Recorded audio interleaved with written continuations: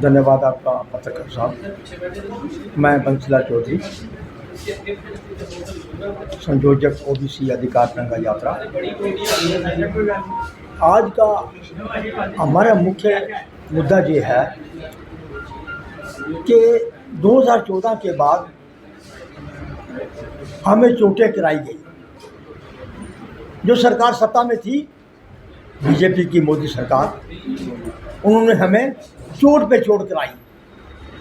तो मैं पहली चोट ही आपको एक गिना के बता देता हूँ कि जब ड्यूटी बन गई 31 अक्टूबर 2019 को, तो फिर जो सेंट्रल कानून थे, मेरे काबिल मित्र ने ये बात कही अभी कि जो 106 कानून थे, अगर वो लागू हो गए देश के स्टेट के अंदर, तो फिर जो स्टेट रिजर्वेशन एक्ट जो 2004 का था, धारा 370 के अंतर्गत बना हुआ था, तो फिर उसको लागू क्यों रखा? केंद्रीय reservation policy, central reservation policy Jammu Kashmir में लागू नहीं की। ये पहला हमारी एक चोट मारी उन्होंने हमको 2019 के अंदर ही। उसके बाद स्टेट कमीशन बना 2020 में, तो उसमें नाम क्या है? Backward class commission. उसके अंदर ओबीसी का कोई नुमाइंदगी नहीं है। जस्टिस जीडी शर्मा उसको लीड कर रहे हैं। फिर मैं कहूँगा कि नाम है बैकवर्ड क्लास कमीशन, लेकिन उसके अंदर कोई ओबीसी का कोई नुमाइंदगी नहीं है। ये दूसरी चोट उन्होंने दी हमको उस वक्त। तो तीसरी चोट दी जो हमको, मैंने कहने का कि कमीशन ने रिपोर्ट दे दी कि मंडल कमीशन की जातियाँ जो थी, लेकिन मेरा मतलब कहने का उन जातियों को डाला जो जातियाँ मंडल कमीशन ने आइडेंटिफाई नहीं की थी जम्मू कश्मीर के अंदर। लेकिन मेरा तो तीसरी चोट दी हमको। मैंने कहने का जब वो चोट पे चोट कर रहे हैं, तो हमने कहा कि बाबा साहब ने भी हमें एक, भीमराव अंबेडकर जी ने हमको एक ऐसी ताकत दी वोट की कि तुम भी चोट कर सकते हो भाई वोट। अगर कोई लोकतंत्र के अंदर अगर सरकार ना माने, तो मैंने आपको एक हथौड़ा दे दिया है जो बड़े प्यार से चलता है। वोट कास्ट करना है और वोट की चोट देनी है सत्ता पक्ष को।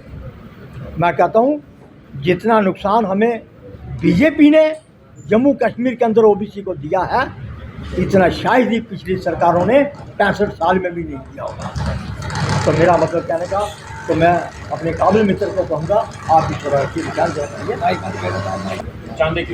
आज मैं जितना भी आया, जहाँ मीडिया फैटर्निटी है, सबका धन्यवाद।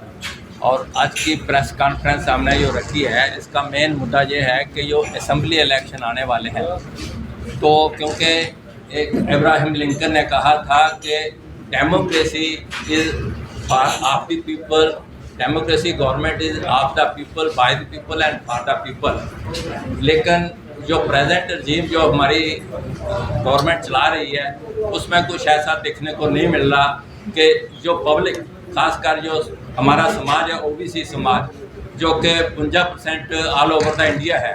और मैं क्योंकि जम्मू कश्मीर का हूँ, तो जम्मू कश्मीर के असेंबली इलेक्शन है, तो मैं जम्मू कश्मीर की बात ही रखूँगा आज। तो उसमें एज़ पर 1931 सेंसस हमारी पॉपुलेशन 32% थी। बट अब जब ये जहाँ 14 जातियाँ और ऐड कर दी गई हैं उसमें ओबीसी लिस्ट में, अब ये लिस्ट बड़ी लंबी और हैवी हो गई है। हैवी इन द सेंस कि उसमें काफ़ी लोग जुड़े हैं, और वो जुड़े हैं, और अब की जो पॉपुलेशन है वो तकरीबन 60 to 65% के आसपास हो सकती है। और 65% पॉपुलेशन को जो 8% वाला जो चुनचुना दे रहे हैं, तो ये नाकाफ़ी है। और दूसरा उसके साथ, जैसे मेरे मित्र बंसीलाल चौधरी साहब ने और कटारिया जी ने कहा कि ये जो हमारा टर्न बाई टर्न 2014 के बाद जो हमारे चोटें पहुंच रही हैं, वो आस्ता आस्ता ग्रेजुअली हमें हमारे हक हुकूक जो as per the constitution of India जो मिले हुए थे, उनसे वंचित किया जा रहा है। जैसे कि हमारे बच्चों को पहले स्कॉलरशिप मिलता था, जो स्टूडेंट्स मेरिटोरियस स्टूडेंट थे या होते थे, उनको ओबीसी के स्टूडेंट्स को स्कूलों या एजुकेशन इंस्टीट्यूशन में, समाज को कहना क्या चाहते हैं? हम समाज को कहना चाहते हैं कि क्योंकि समाज आज थोड़ा पढ़ा लिखा है और हमसे बेहतर जानता है वो, तो उनको चाहिए कि इसके बार जो वोट डालना है वो थोड़ा अपने जो आपके साथ ज्यादती हुई है, जो आपके इशू मतलब ग्रीवेंसेस जो थे उनको फुलफिल नहीं किया गया।